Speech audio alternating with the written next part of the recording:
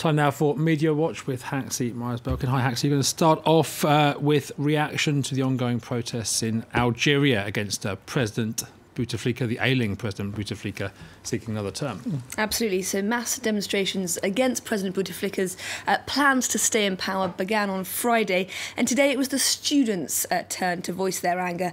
Bouteflika came to power 20 years ago, and many of these students have only known him as the country's leader, and they have quite simply had enough. Social media this Tuesday full of images of students' demonstrations across the country. Enough corruption. This government needs to go, says one Twitter user.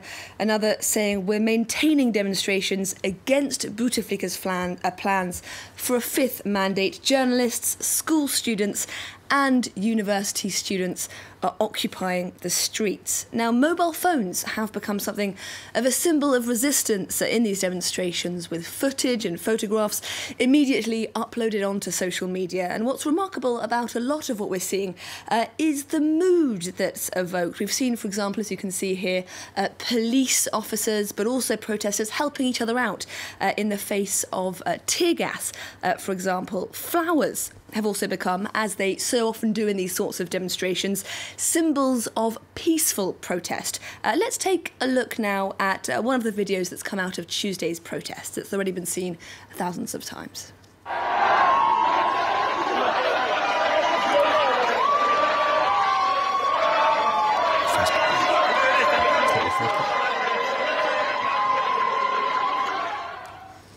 Now, the reason this sort of citizen-generated content is playing such a crucial role in these demonstrations is that traditional media outlets are actively being prevented from covering the story by the Algerian authorities. According to NGO Reporters Without Borders, authorities are doing all they can to silence any media outlet that wants to cover these mass demonstrations. The group also citing instances of physical aggression towards journalists.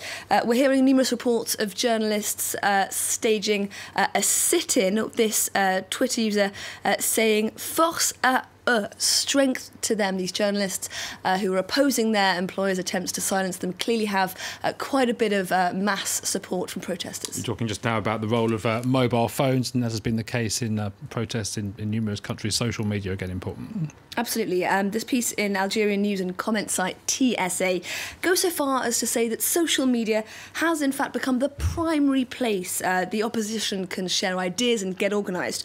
And there are a number of quite important reasons for this, with the recent rollout of 4G mobile network across most of the country. 19 million Algerians now have access to mobile phones with internet access. That's half the population. And in a country where press freedoms are limited, people, we read, are realising that social networks can provide them with largely uncensored information and a space to debate freely. And crucially, for an opposition movement, tools like Facebook events, for example, are making it easier than ever to plan real-life demonstrations which I should say have actually been banned in the capital Algiers since 2001. We're going to move on to another subject now, the Catholic Church's ongoing abuse image problem with a conviction in Australia. So this is huge news coming out of Australia. We are, after all, talking about the third most important person in the entire Catholic Church being convicted on multiple charges, including, we shouldn't forget, the rape of a child. This is the front page. The West Australian newspaper is going to be running on Wednesday.